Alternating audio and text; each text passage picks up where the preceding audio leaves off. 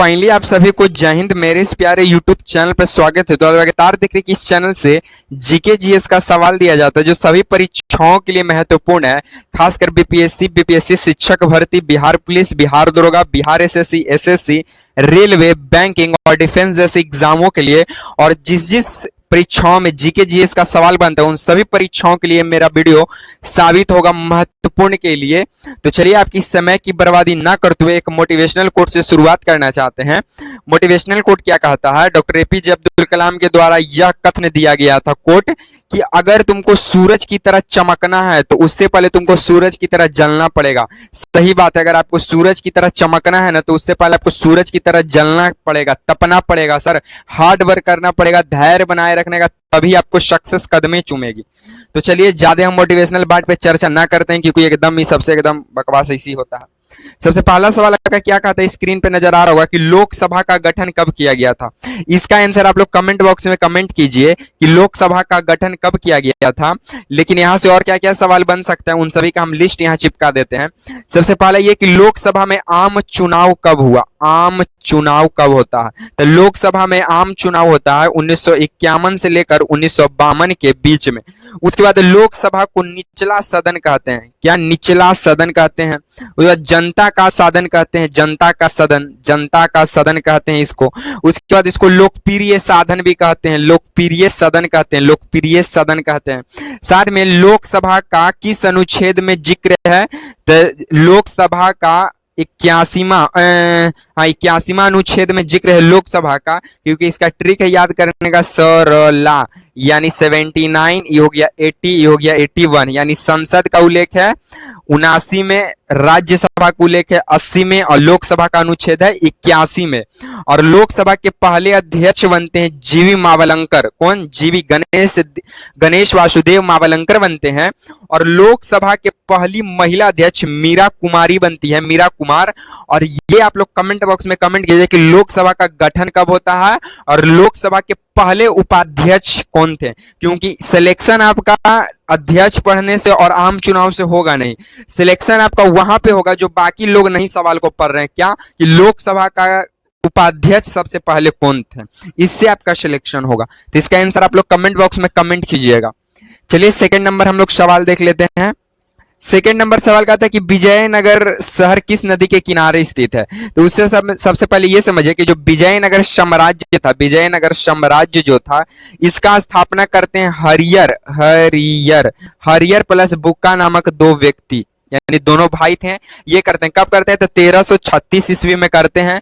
तो विजयनगर साम्राज्य की स्थापना हरियर और बुक्का नामक दो भाई करते हैं 1336 ईस्वी में। और इस ये जो है विजयनगर जो शहर ये कर्नाटक के किनारे स्थित है। कहां पे स्थित है? कर्नाटक शहर के अंदर पड़ता है। और ये तुंगभद्रा नदी के किनारे स्थित है। तुंगभद्रा नदी, कौन नदी? तुंगभद्रा नदी के किनारे स्थित है। और तुंगभद्रा नदी जो है ये जो है दक्षिण की गंगा है, इसे दक्षिणी गंगा बोला जाता है। सॉरी, दक्षिणी गंगा गोदावरी को बोला जाता है, लेकिन ये दक्षिण की पवित्र नदी में से एक है। कौन? तुंगभद्रा नदी। और उसके बाद तुंगभद्रा नदी किन किन राज्यों से गुजरती है? तो पहले कर्नाटक से, फिर आपका आंध्र प्रदेश हो जाएगा और फिर आपका तेलंगाना हो जाएगा। तो ये 3 राज्यों से तुंगभद्रा नदी गुजरती है। और विजयनगर शहर किस नदी के किनारे स्थित है? तो तुंगभद्रा नदी के किनारे स्थित है। विजयनगर साम्राज्य की स्थापना हरियर और बुक्का दो भाई करते हैं। कब करते हैं? 1336 ईस्वी में। और इस साम्राज्य का जो उदय है वो मोहम्मद बिन तुगलक के समय हुआ था। जब गयासुद्दीन तुगलक की मृत्यु हुई थी तो दिल्ली के अंदर मोहम्मद बिन तुगलक बैठता है और मोहम्मद बिन तुगलक के ही समय इसकी स्थापना हुआ था, जिसे पागल बादशाह, सनकी बादशाह के भी नाम से जाना जाता है। चलिए तीसरा नंबर हम लोग सवाल देख लेते हैं। तीसरा नंबर सवाल क्या कहता है कि भारत छोड़ो आंदोलन के समय वाइसराय कौन था। देखिए, भारत छोड़ो आंदोलन शुरू होता है 1942 में। कब शुरू होता है? 1942 में। इस समय भारत का वाइसराय था लिनलिथ गो था। वाइसराय भारत का उस समय कौन था? लिनलिथ गो। और ये जो था लिनलिथ गो जो था, ये 1336 से लेकर 1344 ईस्वी तक रहा था भारत का वाइसराय। उसके बाद भारत छोड़ो आंदोलन की शुरुआत कब होता है? तो भारत छोड़ो आंदोलन की शुरुआत 8 अगस्त 1942 को होता है। कब होता है? 8 अगस्त 1942 को होता है। और इसी भारत छोड़ो आंदोलन में गांधी जी करो या मरो का नारा दिए, करो या मरो यानी डू और डाई, या तो कर ही जाओ या तो मर ही जाओ, यही दो नारा दिए थे। तो भारत छोड़ो आंदोलन के समय वाइसराय कौन था? लिन लिथगो था। लिन लिथगो का शासनकाल कब से कब है? तो 1936 से लेकर 1944 तक था। भारत छोड़ो आंदोलन 8 अगस्त 1942 से शुरू होता है। शुरुआत किए थे गांधी जी और आंदोलन, और इसी में एक नारा दिए थे करो या मरो का, जिसके चलते गांधी जी को जेल भी जाना पड़ा था। चलिए चौथा नंबर हम लोग सवाल देख लेते हैं। चौथा नंबर सवाल कहता है कि नींबू और संतरे में कौन सा विटामिन पाया जाता है? तो नींबू और संतरे में विटामिन सी पाया जाता है, और विटामिन सी में आंवला में प्रचुर मात्रा में पाया जाता है। पूछेगा कि आंवला में कौन सा विटामिन की प्रचुरता रहती है? तो आंवला में विटामिन सी की प्रचुरता होती है, इसीलिए विटामिन सी का रासायनिक नाम क्या है? तो विटामिन सी का रासायनिक नाम स्कॉर्बिक एसिड है। क्या नाम है? स्कॉर्बिक एसिड है, और इसकी कमी से स्कर्वी रोग हो जाएगा। और विटामिन सी खासकर खट्टे पदार्थों में ही पाया जाता है, नींबू, संतरा, नारंगी, ये जो भी खट्टे चीज है, नींबू या चार हो गए, उन सब में विटामिन सी। लेकिन दूध में सब कुछ होता है लेकिन विटामिन सी नहीं होता।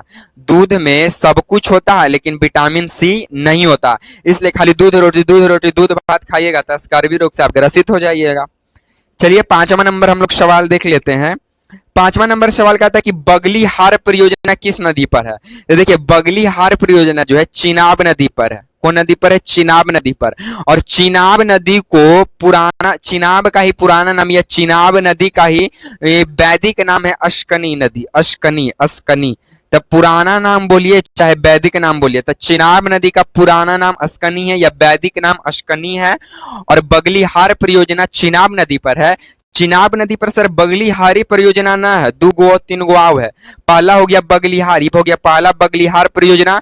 दूसरा हो गया दुलहस्ती परियोजना, दुलहस्ती परियोजना, ये भी कौन सी पे है? चिनाब नदी पर है। और तीसरा हो गया सलाल परियोजना, सलाल परियोजना भी कौन नदी पर है? तो चिनाब नदी पर। तो चिनाब नदी पर तीन परियोजना, पहला बगलीहार, दूसरा दुलहस्ती परियोजना, तीसरा सलाल परियोजना चिनाब नदी पर है। और चिनाब नदी का ही पुराना या वैदिक नाम है अश्कनी नदी। ठीक है, आप लोग इतना याद रखिएगा, सिलेक्शन इसी से होने वाला है, ठीक ना, क्योंकि इस सीरीज में सीधी बात नो बकवास पे डायरेक्ट चर्चा की जाती है। चलिए आपको छठा नंबर सवाल से रूबरू कराते हैं। छठा नंबर सवाल कहता है कि एड्स के द्वारा कौन सा ब्लड प्रभावित हो जाता है?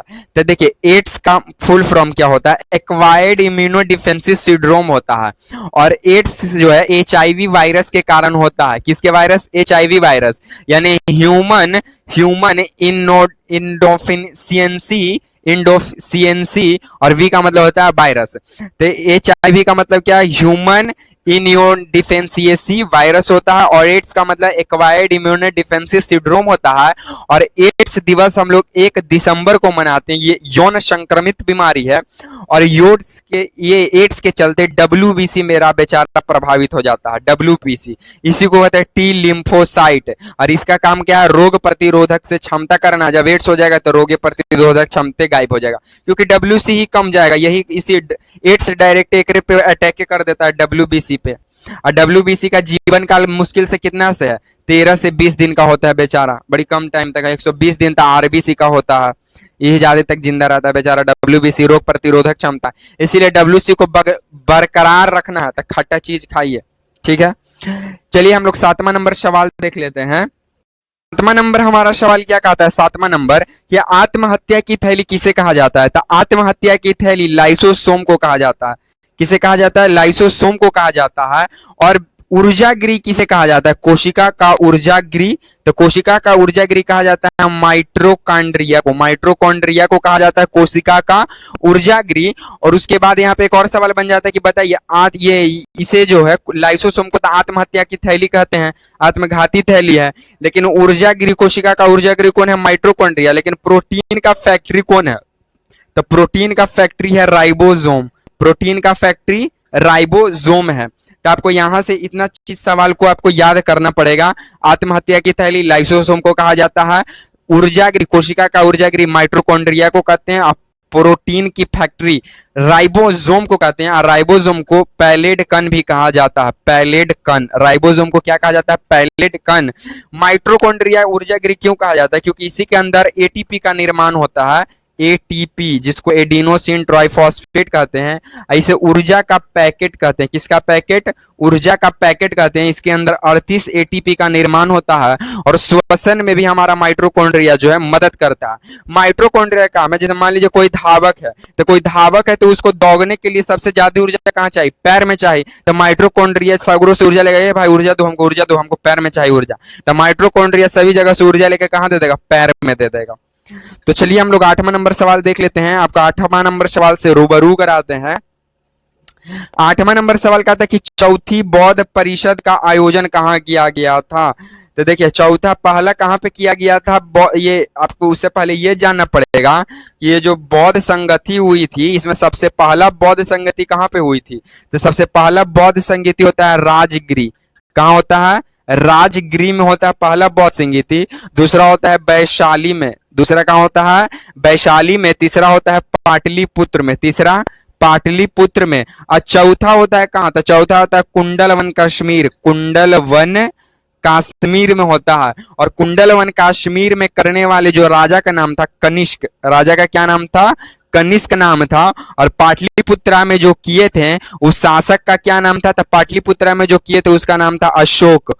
उसका नाम क्या था? अशोक। और जो वैशाली में किए थे उनका नाम था कालाशोक। कालाशोक। और जो राजगिरी में किए थे उनका नाम था अजात शत्रु। अजात शत्रु। तो देखिए, चौथा बौद्ध संगति का परिषद कहाँ पे आयोजित किया गया? तो कुंडलवन जम्मू कश्मीर। राजा कौन करते हैं? तो कनिष्क करते हैं। तीसरा पाटलिपुत्र अशोक करते हैं। दूसरा वैशाली कालाशोक करते हैं। और पहला राजगिरी जो अजात शत्रु करते हैं। तो देखिए, आपका जितना भी चौथो बौद्ध संगति था, चौथो बौद्ध संगति हम लिख दिए हैं, इसको आप लोग याद कर लीजिएगा। पहला राजगिरी अजात शत्रु करता है। दूसरा वैशाली कालाशोक करता है। तीसरा पाटलिपुत्र अशोक करता है। और चौथा कुंडलवन कश्मीर कनिष्क करता है। चलिए 9वां नंबर हम सवाल देख लेते हैं। रिवर्स रेपो रेट क्या है? तो देखिए, आरबीआई जिस रेट पर बैंक को उधार देता है उसे कहते हैं रेपो रेट। क्या कहते हैं? Repo rate. यानी कि आरबीआई जिस रेट पर बैंक को उधार दे उसको कहेंगे रेपो रेट। लेकिन आरबीआई जिस रेट पर बैंक को उधार दिया लेकिन लंबा समय के लिए, लॉन्ग टाइम के लिए, तो उसे कहते हैं बैंक रेट। उसे क्या कहेंगे? Bank rate. लेकिन अगर कोई बैंक आरबीआई को उधार दे रहा है जिस रेट पे, तो उसे कहते हैं रिवर्स रेपो रेट, यानी आरआर। तो रिवर्स रेपो रेट क्या है? तो कोई भी वाणिज्यिक बैंक आरबीआई को जिस रेट पर उधार देता है उसे कहते हैं रिवर्स रेपो रेट। लेकिन आरबीआई जिस रेट पर बैंक को लंबे टाइम के लिए उधार देता है उसे कहते हैं बैंक रेट। लेकिन आरबीआई जिस रेट पर बैंक को सिर्फ कम समय के लिए उधार दिया उसे कहेंगे रेपो रेट। तो आपको इतना सारा सवाल को आपको याद करना पड़ेगा। आरबीआई की स्थापना 1 अप्रैल 1935 को होता है। इसके पहले अध्यक्ष ओसबॉर्न स्मिथ बनते हैं। पहले भारतीय अध्यक्ष सीडी देशमुख बनते हैं। और इसकी 1934 अधिनियम से बना था। इसका राष्ट्रीयकरण 1949 में किया गया था। आपको इस तरह क्वेश्चंस को याद रखना चाहिए कि फट फट आंसर दे एकदम। तो चलिए, इस सीरीज का लास्ट प्रश्न 10वां नंबर सवाल के हम लोग रूबरू होते हैं। 10वां नंबर सवाल का था कि दुधवा नेशनल पार्क कहाँ स्थित है? इसका आंसर भी आप लोग कमेंट बॉक्स में कमेंट कीजिएगा। उसके बाद ये चंबल अभ्यारण्य कहाँ है? चंबल अभ्यारण्य कहाँ है? भी इसका भी आंसर आप लोग कमेंट बॉक्स में कमेंट कीजिएगा। उसके बाद चंद्रप्रभा अभ्यारण्य कहाँ है? चंद्रप्रभा अभ्यारण्य, इसका भी आंसर आप लोग कमेंट बॉक्स में कमेंट कीजिएगा। तो पहला दुधवा नेशनल पार्क कहाँ है? कमेंट कीजिए। चंबल अभ्यारण्य कहाँ है? कमेंट कीजिए। चंद्रप्रभा अभ्यारण्य कहाँ है? इसका भी आंसर आप लोग कमेंट बॉक्स में कमेंट कीजिए। अगर आपको वीडियो पसंद आता है तो वीडियो को लाइक, चैनल को सब्सक्राइब और वीडियो को शेयर करना मत भूलिएगा। इसी तरह के सीरीज के साथ आपसे मिलेंगे नेक्स्ट वीडियो में। तब तक के लिए आप सभी को जय हिंद।